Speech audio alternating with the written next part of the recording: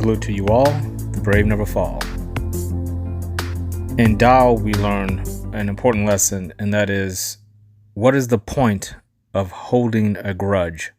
What is the point of holding a grudge against anything or anyone or any place?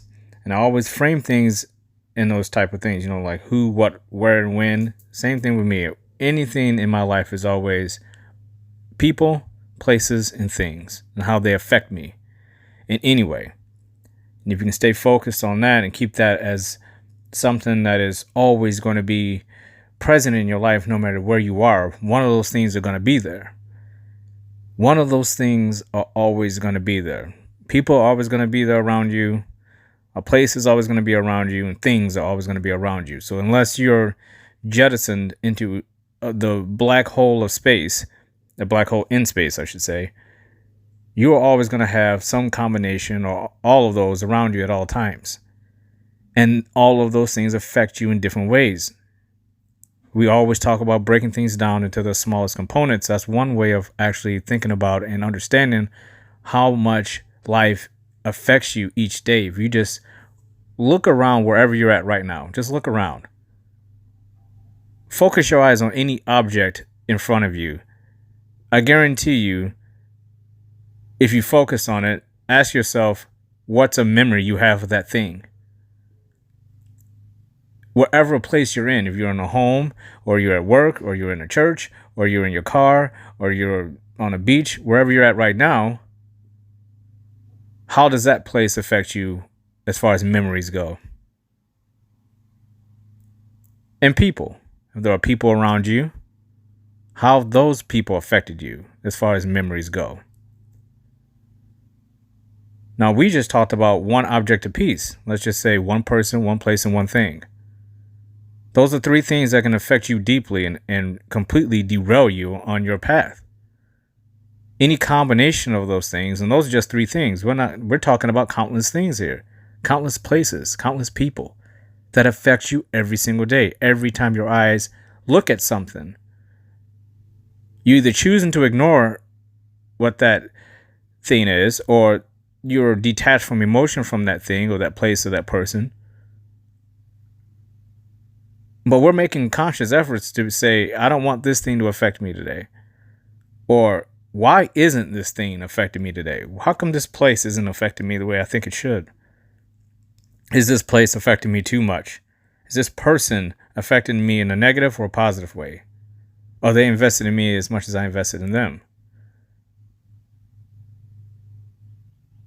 If you have any negative attachment to any of those things, those places, or those people, you have to come to a point where you have to start dealing with anything that is lingering. Meaning, if you look at one object and there's no emotional attachment to a particular object, and then you look at another object that's directly next to it, and all of a sudden your heart starts to beat faster, you instantly start getting anxiety, and you have a bunch of bad emotions start to fill up inside of you.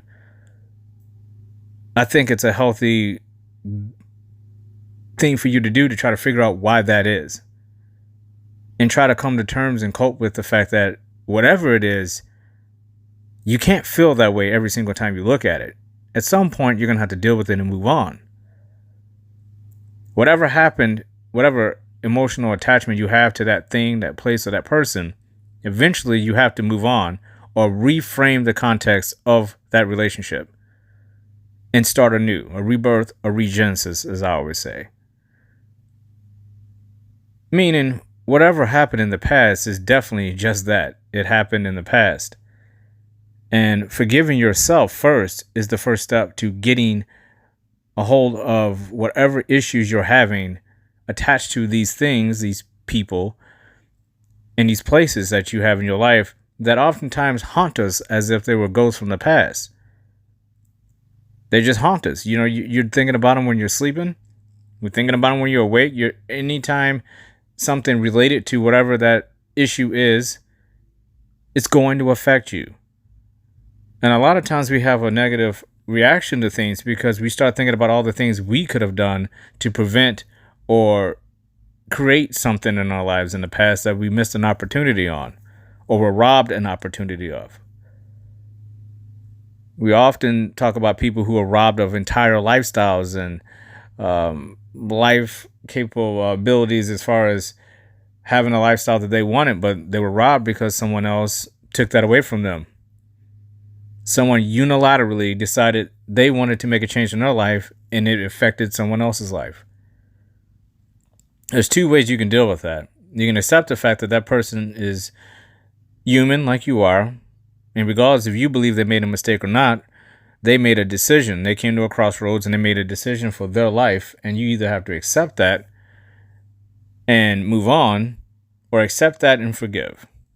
I choose accept and forgive because when you move on from things, sometimes moving on is not always a good thing. You can put pressure on yourself, unnecessary pressure on yourself, when you move on from something.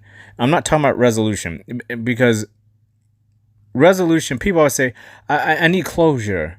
I need closure. You know what we say in The Brave Never Fall. Sorry, there is no end. Sorry, there is no closure. You can't bring closure on something when somebody unilaterally made a decision that affected your life. I mean, closure for you means what? What does that actually mean?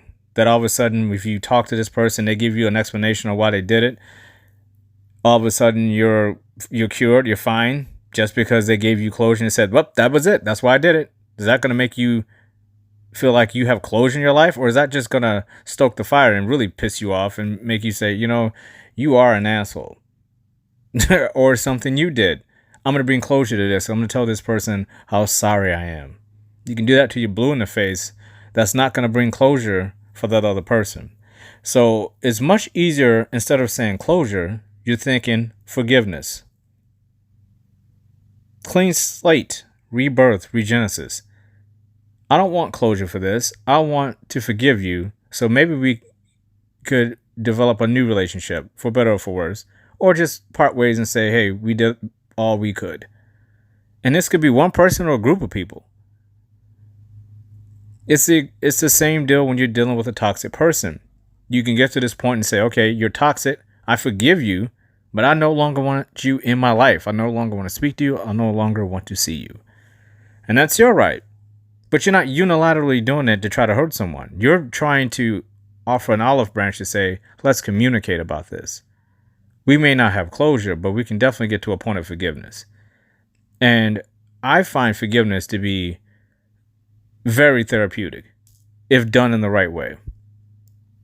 If two people or a group of people can come together and say, let's lay it all out on the table, let's talk all about it, let's figure out where things were great and why they went wrong. And is there a possibility to maybe rekindle things or maybe put things back into place where we can have a better relationship? And I'm not just talking about a romantic relationship. Of course, that's in there.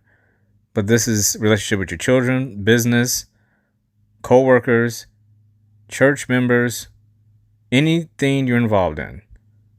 It doesn't matter if you're the coach of a volleyball team and you're having a falling out with a parent of a child.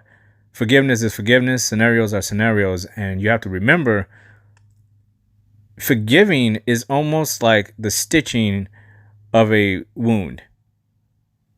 The scar might be there, but you're no longer bleeding. The scar might still be there afterwards, but you are no longer bleeding. You're healed, but you just have a reminder that something occurred there. Forgiveness is healing. It's powerful. It's a necessity in my life. I don't like broken relationships that especially when it's something that could have been prevented by either party or both. And all is needed is a fresh start. And something greater, something more powerful, more beautiful can come out of that. I think there's strength and power in that. I think there's an element of humanity in there. I think there's a trace of profoundness in that and purpose in that word, forgiveness. And it's slowly becoming one of my favorite concepts of being a human being. There's something very beautiful and humbling about it because you are doing something that really goes against the nature of most people. And that's to say, you may be a horrible person, but I forgive you. I may be a horrible person. Will you forgive me? It takes a very powerful person to say something like that to another individual without expecting anything in return. Strength that you're going to need in your life to get over all these challenges and goals that we have to get through, that's a big part of it, to know that whenever you screw up, you're going to hold yourself accountable, and you're not just going to hold it into yourself and just go into a corner in the fetal position and hope somebody just picks you up and says, it's okay, forget it, nothing happened, let's just move on. Unfortunately, life does not work that way. A lot of people try that tactic and it just doesn't work. No, it's not closure, but when you talk to someone about these things and you come to an understanding of why you did something, when you hold yourself accountable, all of a sudden that accountability turns into forgiveness, and all of a sudden that person will see you in a different light. They'll understand what your true nature actually is. But unfortunately, as human beings, to get to that place, a lot of times something horrible has to happen, something tragic. A drama-filled event has to occur for us to wake up and say, wow, I don't want any more drama-filled events. I don't want any more tragic events that I started or I was a part of because someone unilaterally decided they wanted to cause a tornado of shit in my life. You get to a point where you say, enough's enough. I forgive you, but I'm choosing to move on. Because I have goals and things that I want to work on. I have the opportunity as a person who is special to obtain things in my life that I never thought I had, and definitely obtain the things in my life that I know I should have.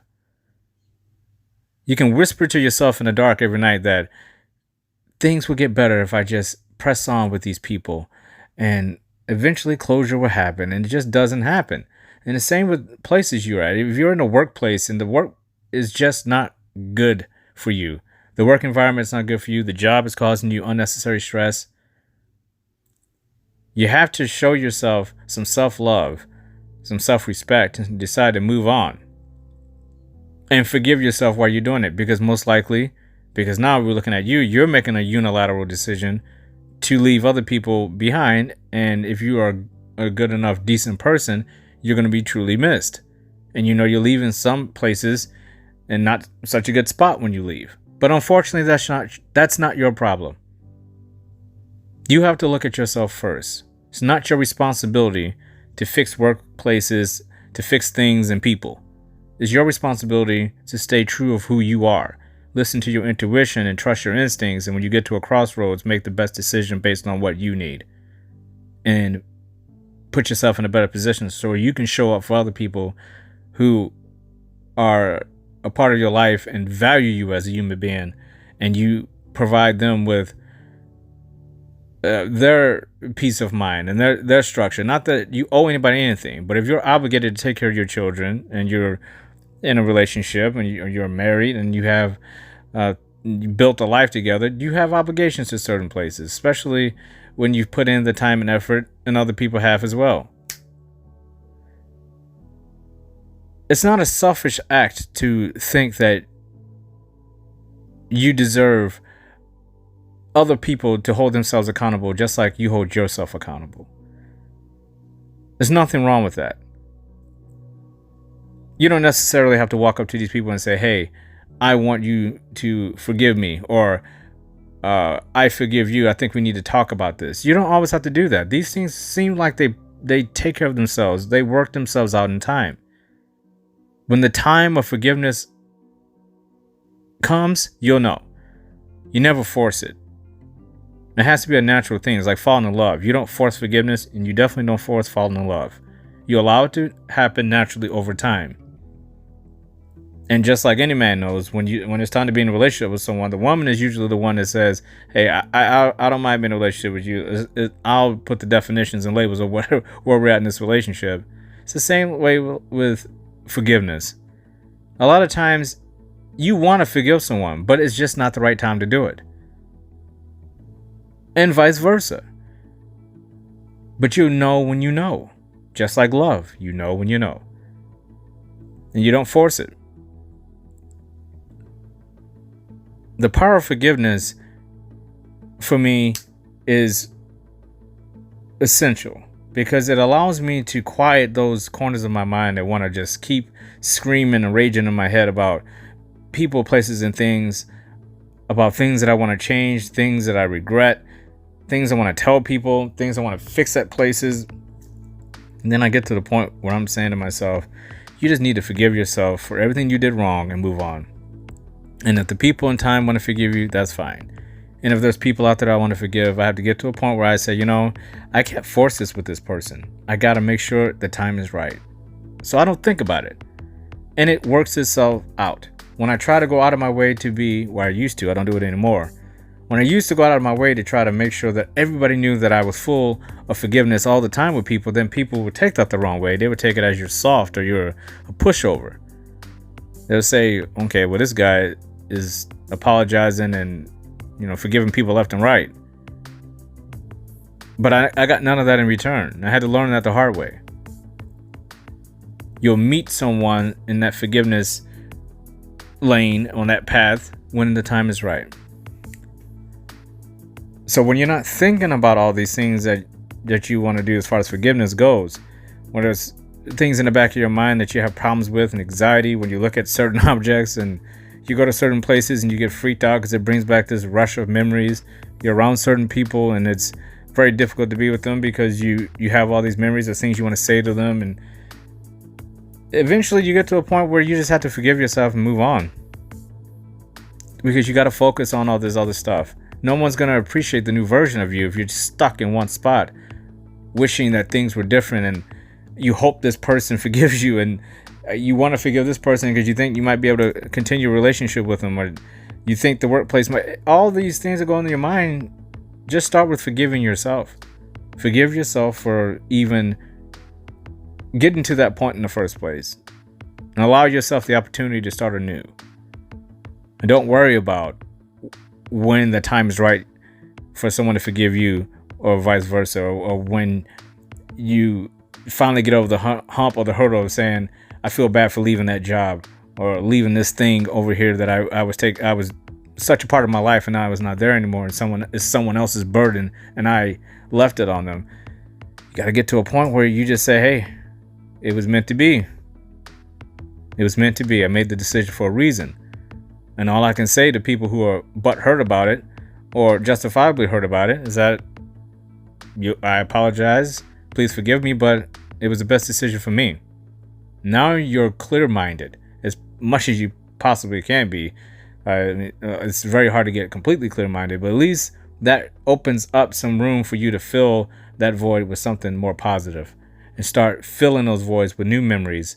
And maybe you can get out of that whirlpool of always being in a cycle of forgiveness and not being it at all, and just have to live your life and be proud of who you are, and develop relationships with people where you won't have all these issues where you're forgiving people left and right, and vice versa.